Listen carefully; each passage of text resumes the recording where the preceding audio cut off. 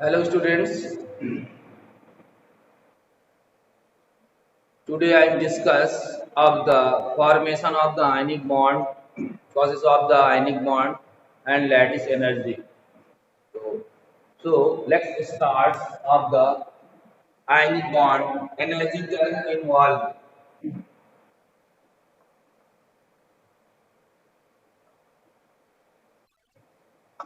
Formation of ionic bond. Okay students, formation of the ionic bonds are energy term involved. Okay, energy term involved.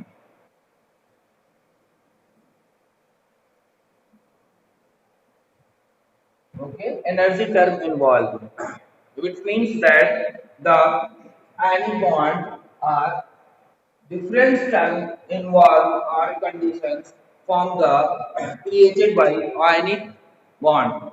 Okay, students. Number one terms are metal to non-metal. And third condition of metal and non-metal. Okay, when metal tendency are attachments condition.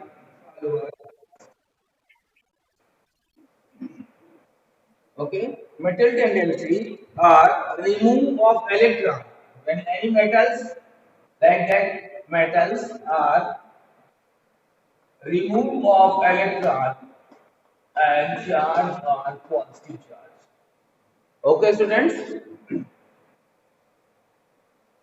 Metals are tendency created from the energy absorbed. Okay, because the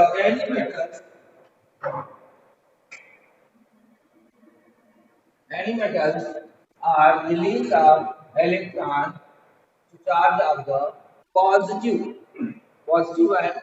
Okay, students. Now the standard characterization created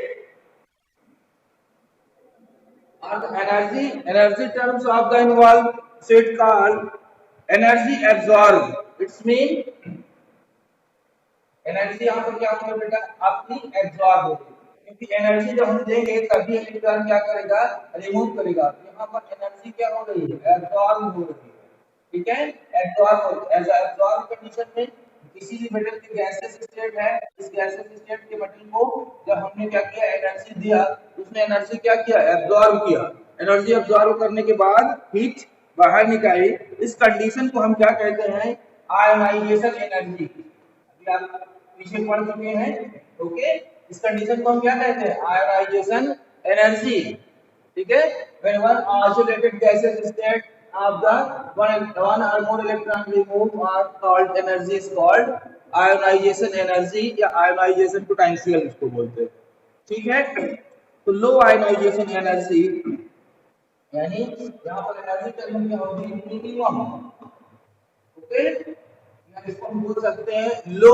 ionisation energy अगर low ionization energy होगी ठीक है low ionization energy उस term and condition में हमारा ionic bond बहुत अच्छे से फॉर्म करेगा ठीक है क्योंकि हमको formation of the ionic bond देखना है तो या तो एनर्जी या आयोनाइजेशन एनर्जी मिनिमम होगी अभी दूसरा हो जाएगा जो कि इलेक्ट्रॉन एफिनिटी है इलेक्ट्रॉन एफिनिटी क्या होनी चाहिए मैक्सिमम नॉन मेटल में क्या होगा नॉन मेटल में एक्स से रिप्रेजेंट करते हैं non metal tendency are accept of the electron and charge are the negative. Okay, this condition are followers of energy released. Okay, energy यहाँ एब्जॉर्ब हो रही थी यहाँ पर एनर्जी क्या होगी एनर्जी हमारी पर यहाँ पर क्या होगी रिलीज हो रही है ओके एनर्जी रिलीज अब एनर्जी रिलीज होगी बेटा इस टर्म एंड कंडीशन को आप क्या बोलते थे आइसोलेटेड गैसेस में आयनाइजेशन यहाँ पर तो आयनाइजेशन एंथैल्पी हो गई ये इलेक्ट्रॉन एफिनिटी इस कंडीशन को हम क्या बोलते थे इलेक्ट्रॉन एफिनिटी मैं पूरा वीडियो इसको बता चुका हूँ आप देख लीजिएगा ठीक है। अब इलेक्ट्रॉन एफिनिटी इसकी मैक्सिमम, ओके, यानी term and condition of the involved energy when the energy of ionization energy minimum are low and electron affinity of maximum are high। ये दोनों कंडीशन एनर्जी के लिए आ रही है। अब ये लास्ट आपका है मेटल एंड नॉन मेटल में, तो सिंपल सी बात है, मेटल में आप किसको ले लीजिएगा M प्लस, और नॉन मेटल में ये हो जाएगा अपना X नेगेटिव, यहाँ पर एक बॉन्ड फॉर्म करेगा MX, ओके। यहाँ पर क्या हुआ MX। अब इसमें क्या हुई एनर्जी, हीट ऑफ एनर्जी यानी हाई हुई। इस एनर्जी को हम यहाँ गैसियस स्टेट होता है बेटा, ठीक है, गैसियस स्टेट, गैसियस स्टेट। अब इसमें अगर 1 मोल कर देते हैं, 1 molar compound containing of the metal and non metals are, this energy is called lattice energy. ये क्या कहलाती है यहाँ पर आयनाइजेशन एनर्जी, विज्ञान एफिनिटी, इसको अभी हम डिटेल में पढ़ेंगे। इसको हम बोलते हैं लैटिस एनर्जी। क्या है ये लैटिस एनर्जी?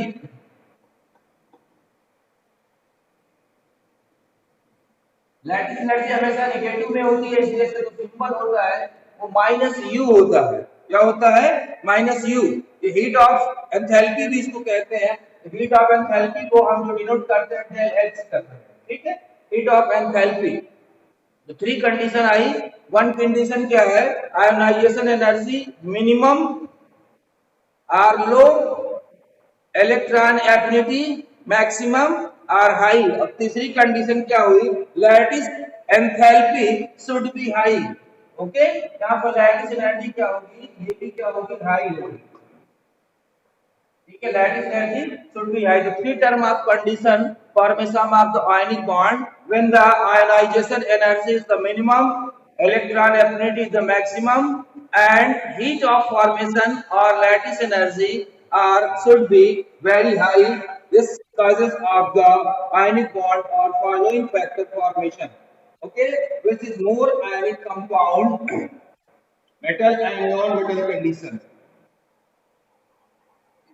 ये तीनों टर्म्स है, इस टर्म्स का पूरा डिटेल में आप देख लीजिएगा, इसमें पूरा आपको आ जाएगा सिंपल तरीके से कि कैसा यहाँ पर आयोनाइजेशन एनर्जी, इलेक्ट्रॉन एफिनिटी और लैटिस एनर्जी। अब इसको लैटिस एनर्जी का हम एक लंबा लेक्चर लेंगे, ये बहुत अच्छा टॉपिक है आपका, ठीक है। उसमें आपको पूरा पता चल जाएगा कि लैटिस एनर्जी में कहाँ पर कौन सा कंपोनेंट्स आ रहा है, कैसे एनर्जी निकाली जाती है, ठीक है, बॉन्ड फॉर्म में क्या होगा।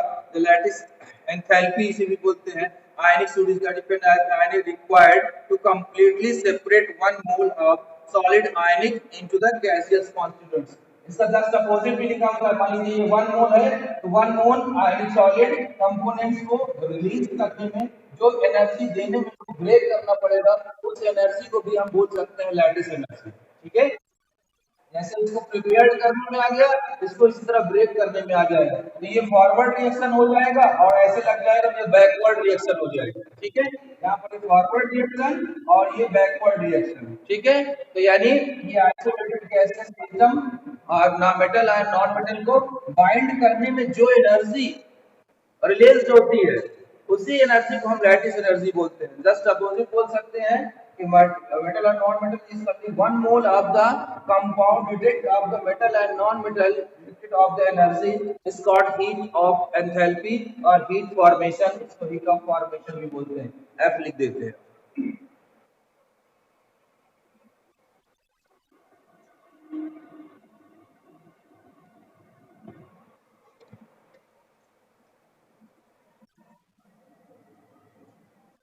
ठीक है, जनरल एनर्जी अभी आपको मैं आपको बता रहा हूँ लैटिस एनर्जी का। Lattice energy born Haber cycle, ठीक है, किसी भी लैटिस स्ट्रक्चर का जो एनर्जी हमको फॉर्म करनी है वो लैटिस एनर्जी से फॉर्म करेंगे, ठीक है। बॉर्न हाइबर साइकिल इसको बोलते हैं।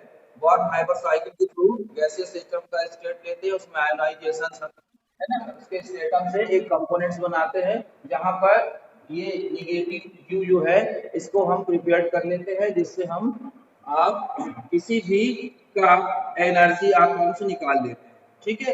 इसमें क्वेश्चन कैसे आते हैं, बेसिस मोर आयनिक कंपाउंड, इससे ये हमको पता चल जाता है कि अगर आपका किसी का भी आयोनाइजेशन लो है या इलेक्ट्रॉन नेगेटिविटी मैक्सिमम है, इससे हम क्या करते हैं, इसको कंप्लीट करके हम कंपोनेंट्स बना सकते हैं कि which is more ionic compound. अब देखिए क्वेश्चन कैसे आता है इसमें, तो बहुत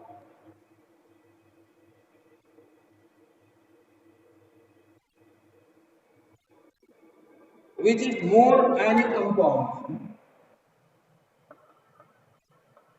this is more ionic compound, simple से कंपाउंड में लिखा हूं, ठीक है। अब देखिए सिंपलाइजेशन आपको क्या दे देगा, जैसे कंपाउंड मान लीजिए दे दिया sodium chloride, sodium chloride, sodium bromide and sodium iodide, ठीक है। क्या बोलो, विच इज मोर आयनिक, ठीक है। अब इसमें से सबसे अधिक आयनिक कंपाउंड कौन सा है, तो जनरली हम क्या करेंगे, जो अभी आप फॉर्मेशन आपने देखा, कॉलेज देखा, एनर्जी टर्म इन्वॉल्व देखा, या following factor of the formation, तो उसमें आपको क्या करना पड़ेगा, पहले इसको देखिए, इसका तो टर्म एंड कंडीशन अभी बॉर्न हाइपर साइकिल्स और फजान्स रूल्स, दो रूल्स जब हम बताएंगे तो उससे भी आप निकाल सकते हैं, बट डायरेक्टली मेथड देखिए, इसमें मेटल जो है बेटा सब में सेम है।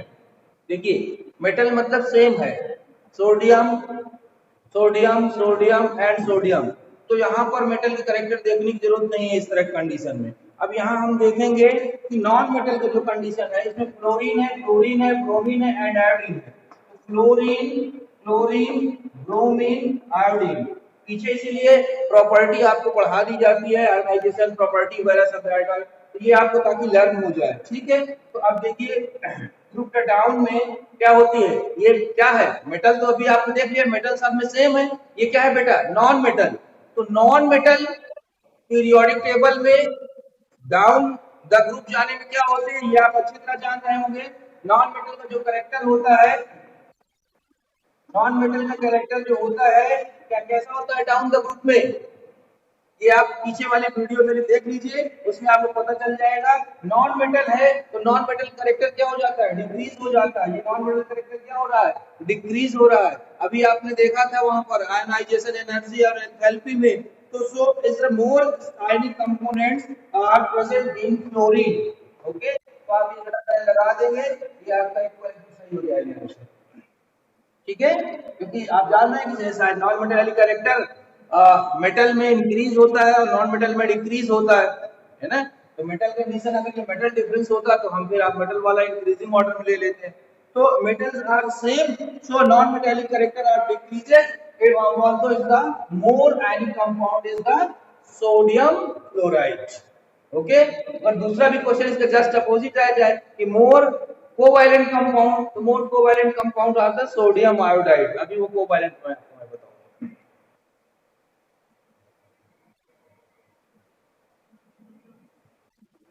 ठीक है। सिंपल सा है।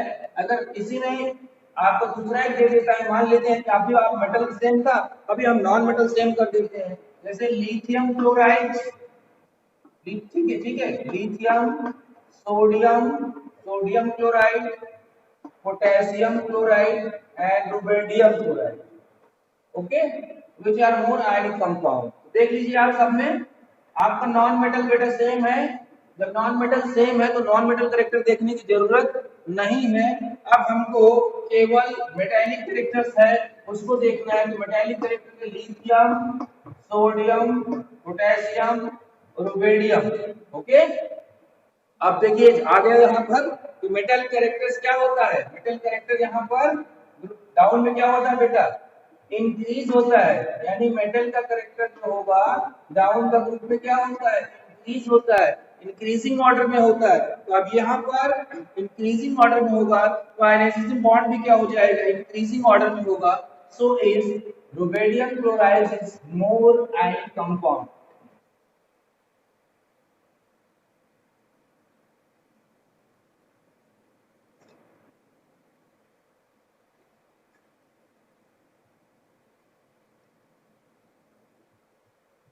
ओके, ये सिंपल सा टर्म है। तो उससे आप क्या करना है कि आप कोई भी कंपोनेंट्स में आपको दिया है कोई कंपाउंड, उस कंपाउंड को आपको उसमें आयनिक कंपोनेंट कंपाउंड्स बताना है कि आयनिक बॉन्ड या आयनिक कंपाउंड्स कौन सा स्टेबल है, स्टेबल कंडीशन के लिए यही हो जाए, ठीक है।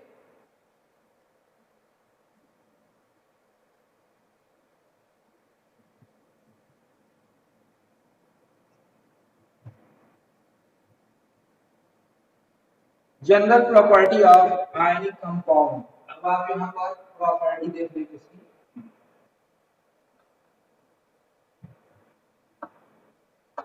Properties of ionic body compound pathway.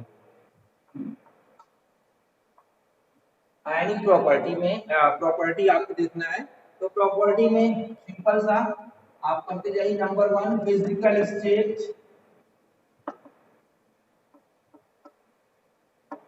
Physical state अब बेटा आयनिक है, तो आयनिक का फिजिकल स्टेट क्या होगा? सॉलिड फॉर्म होगा। तो यहाँ पर फिजिकल स्टेट क्या होगा? सॉलिड। सिंपल सी बात है, यहाँ पर सॉलिड स्टेट है, सॉलिड दैट आप डिटेल पूरा लिख सकते हैं, ठीक है, सॉलिड। नंबर 2 जो important property. Yes student, yes बेटा नॉन मेटल और मेटल मिल के ये बना रहा है, ठीक है, metal and non metal include होकर यहाँ पर जो बना रहा है सॉल्ट बना रहा है, यानी जो कंपाउंड बना रहा है वो क्या बना रहा है? Stable compound. और स्टेबल कंपाउंड में यहाँ पर क्या होते हैं? सॉलिड होता है, ठीक है। तो it is ionic compound already solid ही होते हैं, अभी नॉन डायरेक्शनल। जैसे NaCl है, NaCl क्या होगा? सॉलिड कंडीशन में आए, क्योंकि स्टेबल होने के लिए ही वो करता है। तो यहाँ पर जैसे ये हो गया Na प्लस और यहाँ पर Cl माइनस, और यहाँ पर बेटा क्या बन गया? NaCl। तो देखो ये गैसियस स्टेट है, ये भी गैसियस स्टेट, यहाँ पर क्या बन गया? सॉलिड। तो सॉलिड है यहाँ पर, तो सॉलिड कंडीशन आ गई। स्टेबिलिटी के लिए ये सॉलिड फॉर्म हुआ, क्योंकि ज्यादा स्टेबल होने के लिए तो सॉलिड हुआ, ठीक है, क्योंकि पहले Na प्लस 1 इलेक्ट्रॉन ये भी लूज करके स्टेबल कंडीशन आ गया था, बट वो गैसियस स्टेट में है। देखिए G बना हुआ है, तो गैसियस स्टेट में वो है, तो उतना वो स्टेबल नहीं है, तो ये और स्टेबिलिटी लेने के लिए किसी स्टेट में आया? सॉलिड स्टेट में। तो the physical state of the ionic bond is called solid. Okay, now next melting and boiling point. Melting and boiling point या MPVP बोलते हैं इसको, ठीक है, तो आप लिख सकते हैं MPVP, melting and boiling point. अब आप जान रहे हैं कि सॉलिड है, तो सॉलिड लिक्विड गैस में सबसे ज्यादा मेल्टिंग पॉइंट किसका होगा बेटा? जो सॉलिड होगा उसी का होगा, है ना? Very good. तो यहाँ पर जो मेल्टिंग एंड बॉइलिंग पॉइंट होगा वो क्या होगा? वेरी हाई होगा, ठीक है, आयनिक कंपाउंड्स का वेरी हाई होगा मेल्टिंग एंड बॉइलिंग पॉइंट। अब कंडक्टिविटी की बात करते हैं। Conductivity, it's mean the good conductors. Okay, now bad conductor are solid state. कोई भी सॉलिड स्टेट में क्या होता है? बैड कंडक्टर होता है।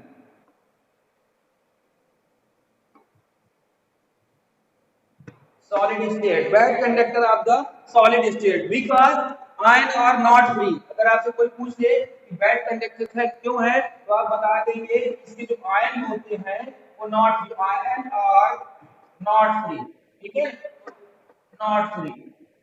सॉलिड है बेटा, तो सॉलिड है तो उसके आयन क्या होंगे? फ्री नहीं होंगे, वो बॉन्ड ऑलरेडी आप क्या होगा? उसका स्ट्रक्चर इतना बॉन्डेड हो जाएगा तो उसके आयन फ्री नहीं होंगे। अब कंडक्टिविटी के लिए क्या होना चाहिए? आयन फ्री होगा, तभी कंडक्टिविटी इंक्रीज होगी। ओके, तो देखिए यहाँ पर कंडक्टिविटी इंक्रीज हो जाएगी, बट सॉलिड स्टेट में इंक्रीज नहीं होगा। तो आयनिक कंपाउंड्स में bad conductor in solid state because the ion are not free. Okay,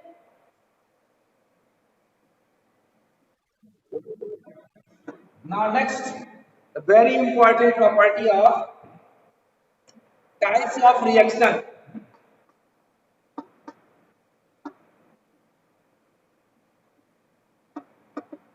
Types of reaction.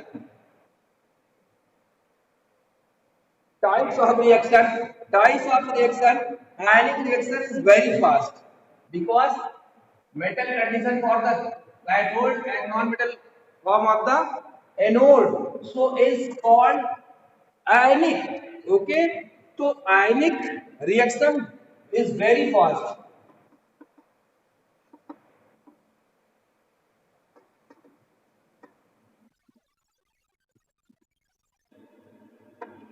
बेटा जनरल सी बात है किसी के जब किसी के ऊपर चार्ज हो जाता है तो वो आयनिक है ना आयन फॉर्म करता है, कैथोड और एनोड। और कैथोड एनोड की जो रिएक्शन होती है वो बहुत स्पीड से होती है, ठीक है। तो इसका इतना ज्यादा ये फास्ट होता है, सिंपल सा है, जैसे देखिए सिल्वर नाइट्रेट AgNO3 को ये भी ऑलरेडी आयनिक है, आयन इसमें फॉर्म करेगा, मैं बता रहा है। इसको हम सोडियम किसी के साथ भी यहाँ पर कर सकते हैं, NaCl के साथ ही कर रहे हैं, सोडियम क्लोराइड के साथ रिएक्शन कराएंगे। देखो यहाँ पर ये Na+Cl- Ag+ NO3- ion form करेगा। अब आयन फॉर्म करने के बाद इतनी स्पीड से सिल्वर क्लोराइड ये सिल्वर क्लोराइड बना देगा और सोडियम नाइट्रेट बाहर हो जाएगा, ठीक है। यहाँ ये पीपीटी बन जाएगा, व्हाइट कलर का पीपीटी हो जाएगा बेटा।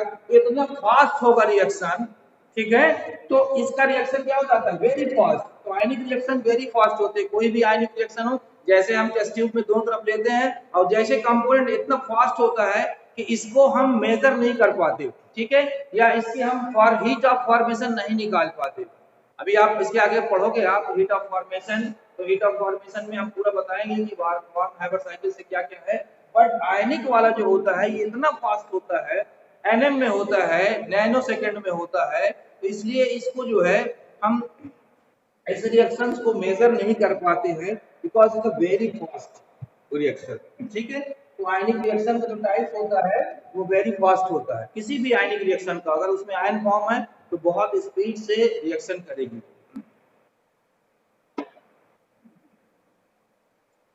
Number 5 solubility.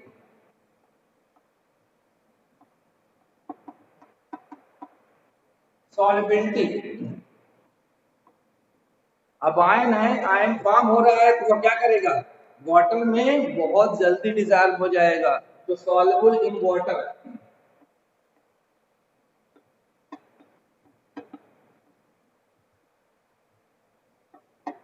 ये वाटर में क्या हो जाएगा, सॉल्युबल हो जाएगा, ठीक है। सोडियम क्लोराइड है, नमक है, आप देखिए वाटर में डालिए क्या हो जाएगा, सॉलिड, तुरंत क्या हो जा रहा है, वाटर में सॉल्युबल, तो सॉल्युबल इन वाटर हो जाएगा।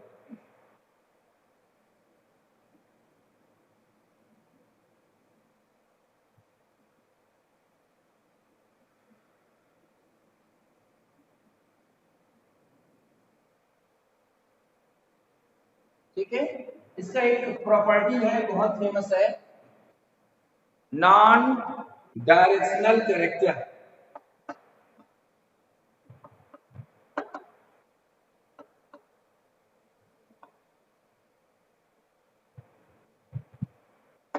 Non directional character, non directional characters means अगर one components of the ionic compounds आप लेंगे, देखिए जैसे सोडियम है, ठीक है, तो इसके किस डायरेक्शन में क्लोराइड है ये किसी को कंफर्म नहीं रहता। मैंने आपको बताया था ionic bond are the electrostatic force attraction, it is not found for the bond. Electrostatic force attraction, अब ये क्लोरीन इधर से आके जुड़ता है, यहाँ से आके जुड़ जाता है, यहाँ से आके जुड़ जाता है, कहाँ, ये इसका जो डायरेक्शन होता है वो कैसा होता है, नॉन डायरेक्शनल होता है, ठीक है। इतना फास्ट तो हाई है आयनिक फॉर्म, इसीलिए इसका कोई भी डायरेक्शन नहीं होता जिसके थ्रू हम इसके स्ट्रक्चर को शो कर सके। हाँ, इसके बॉन्डेड स्ट्रक्चर या फॉर्मल स्ट्रक्चर को हम शो कर सकते हैं। फॉर्मल स्ट्रक्चर कैसे शो सकते हैं, यदि ये कंपोनेंट्स बहुत सारे, वन NaCl है तो 1HCl कैसे होगा, नॉन डायरेक्शनल, पता ही नहीं चलेगा कि NaCl किधर से जा रहा है किधर से आ रहा है, कहीं से भी इतना स्पीड। अगर इसका कंडीशन बहुत कंपोनेंट्स हो जाते हैं तब आप बोल सकते हैं कि यहाँ पर जो क्लोरीन है ये कैसा हो जाता है, ट्रिडाइनिक स्ट्रक्चर, दो दो क्लोरीन और पीछे होते हैं, यानी 1 सोडियम से 6 क्लोरीन अटैचमेंट हो जाता है, वहां का आपका स्ट्रक्चर फॉलो अप करने लगता है। तो आगे चल के हम अभी इसके स्ट्रक्चर के बारे में पढ़ेंगे, इसको रॉक सॉल्ट स्ट्रक्चर बोलते हैं। रॉक सॉल्ट स्ट्रक्चर में हम प्रूव कर सकते हैं, जैसे रॉक सॉल्ट स्ट्रक्चर क्या है, पूरा स्ट्रक्चर ले लिया, तो रॉक सॉल्ट में हमारे पास बहुत से सोडियम हो जाएंगे, बहुत से क्लोरीन हो जाएंगे, ठीक है। तो यहाँ पर रॉक सॉल्ट स्ट्रक्चर में बहुत अच्छे तरीके से आप प्रूव कर देंगे ये।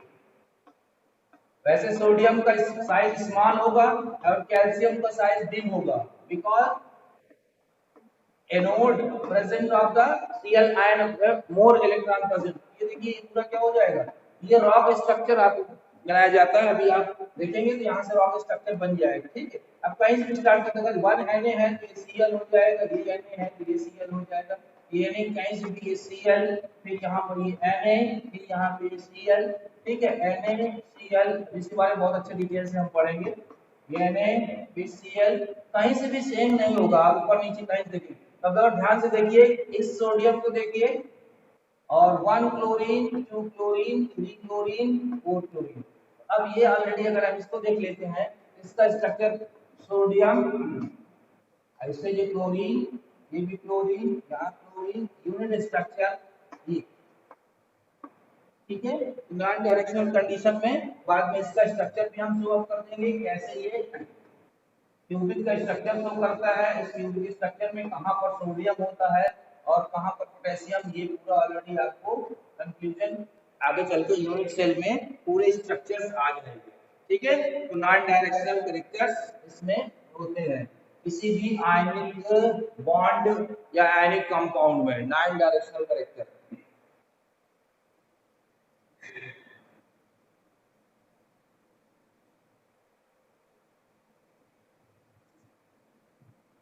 इसको रॉक सॉल्ट वाला है, रॉक सॉल्ट स्ट्रक्चर में हम इसका डायरेक्शन मेजर कर सकते हैं, but one components of the ionic solid का नहीं कर सकते।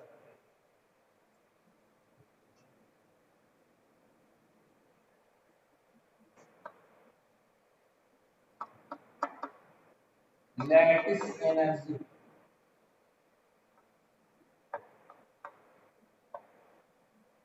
Lattice energy, when the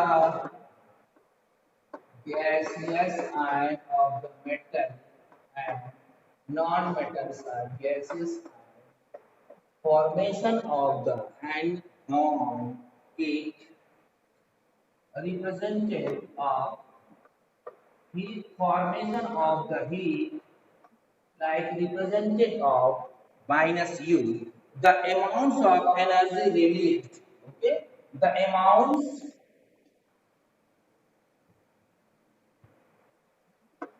of energy released, the amounts of energy related 1 mole of the ionic crystal, ये 1 mole, okay, 1 mole of ionic crystal, ये आयनिक crystal यहाँ form करता है बेटा, ठीक है। आयनिक crystals is from its constituents, from its constituents,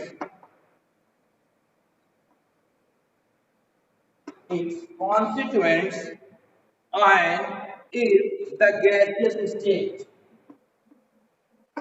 and is the gaseous state, एक minute, gaseous states, the amounts of energy releases 1 mole of the ionic crystal, 1 mole of the ionic crystal, okay, from its constituents, ion is the gaseous state, ये gaseous state है।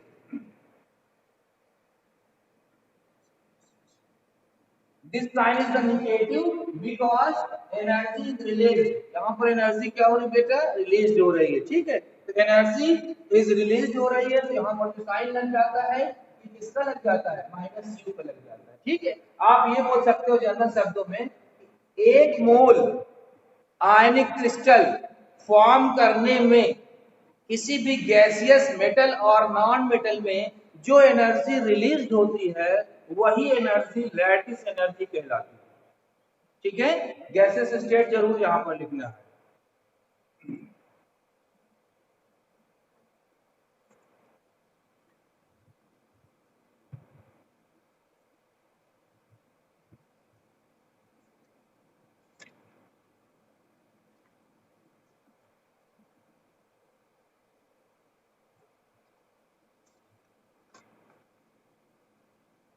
बाद में इसका unit वगैरह हो जाएगा। Lattice energy को हम डिटेल में बॉर्न हाइपर साइकिल्स के थ्रू पढ़ेंगे, बॉर्न हाइबर साइकिल से, ठीक है, उसमें किस प्रकार से ये डायरेक्ट एनर्जी रिलीज हो जाएगी, इसको बेटा ऐसे जनरली आप देख लीजिएगा, बाकी हमें अभी आपको इसी पीडीएफ में भेज देंगे, ठीक है। The amount of energy released 1 mole of the ionic crystal from its constituent from the gaseous state, okay. अब इसमें टर्म एंड कंडीशन लागू होगी, ठीक है। फॉर्मेशन ऑफ द हीट जो होता है, देखिए फॉर्मेशन ऑफ द हीट और लैटिस एनर्जी में बहुत डिफरेंस होता है। फॉर्मेशन ऑफ द हीट में बेटा क्या हो जाता है, वहां पर सिंपल से क्या होता है, आपको एलिमेंट से बनाना पड़ता है। अब जब एलिमेंट बनेगा, देखिए ध्यान से देखिएगा, एलिमेंट से ये आपका बन रहा है सोडियम क्लोराइड, ठीक है। ये element general requirements of the natural state, तो नेचुरल स्टेट में सोडियम किस फॉर्म में होता है, सॉलिड फॉर्म में होता है, देखिए, ठीक है। और क्लोरीन किस फॉर्म में होता है, गैसियस फॉर्म में होता है। यहाँ पर ये क्या बना, सॉलिड फॉर्म बना, ठीक है। इसको बैलेंस कर लेंगे 1/2, ये तो हमारा क्या कह रहा है, हीट ऑफ फॉर्मेशन, ये फॉर्मेशन ऑफ द हीट, ये फॉर्मेशन ऑफ द हीट है। बट लैटिस एनर्जी क्या बोल रहा है, गैसियस एटम, ठीक है। तो अभी इसको हम अभी एक बॉर्न हाइबर साइकिल के थ्रू आपको बताएंगे कि positive you minus positive you जो होता है और यहाँ से जो एनर्जी रिलीज हो जाती है वो नेगेटिव, उसको हम बॉर्न हाइबर साइकिल से, देखिए कोई भी सॉलिड चीज है, अब सॉलिड चीज को हम गैसियस स्टेट में कैसे लाएंगे, बॉर्न है, देखिए कोई भी सॉलिड है वो गैसियस स्टेट में, आपने 9th में पढ़ा होगा, when the solid change in the gaseous state are called the sublimation, okay.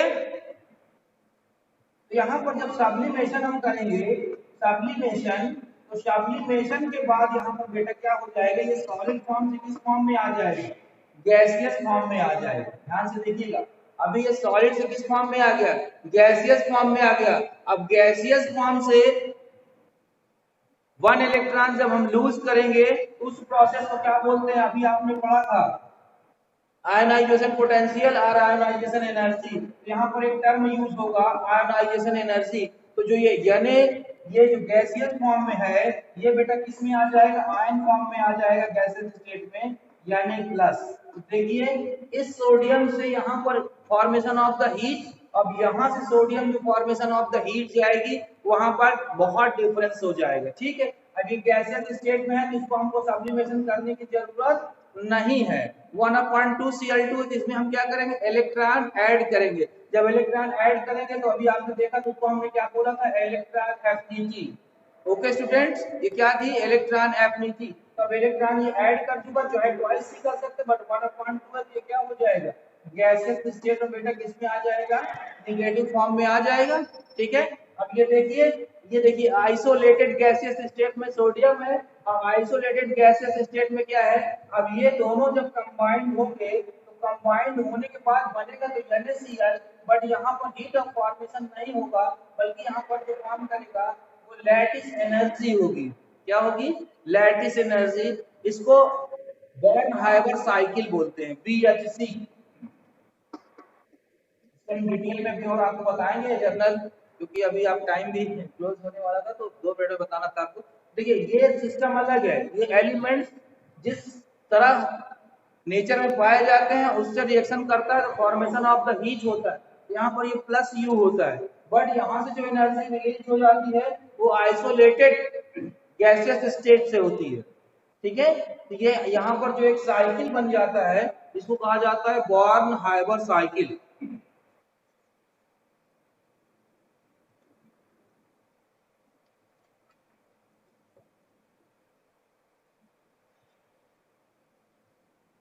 Okay students, तो नेक्स्ट लेक्चर में बॉर्न हाइबर साइकिल से हम क्या करते हैं बेटा, इनडायरेक्टली मेथड से कभी भी किसी की आयनिक क्रिस्टल को हम प्रूव नहीं कर सकते हैं। केवल एक ही प्रोसेस है जो बॉर्न हाइबर साइकिल है, जिसके थ्रू हम एनर्जी कितनी रिलीज हो रही है ये आपको हम काउंट कर लेंगे, ठीक है। तो बॉर्न हाइबर साइकिल का यूज अब आप अच्छे से पढ़ेंगे, जिससे ये हमको पता चल जाएगा कि NaCl को, ठीक है, जो लैटिस एंथैल्पी है, जो या NaCl की जो लैटिस एंथैल्पी है कि 788 किलो जूल मोल होती है ना, 7 डायरेक्टली देते हैं 788 किलो जूल पर मोल, ठीक है। ये कहाँ से आई, कैसे इसको मेजर करते हैं, तो ये सब आप बॉर्न हाइबर साइकिल के थ्रू अभी हम करके इसको देख लेंगे। तो नेक्स्ट टाइम में आपको अपने डिटेल में पढ़ना है लैटिस एनर्जी, इसकी डिफिनीशन और बारहाइमर साइकिल का इंफ्रास्ट्रक्चर आप देख लीजिए। उसके बाद फिर कल हम lattice energy and covalent bond के बारे में पढ़ेंगे। ओके,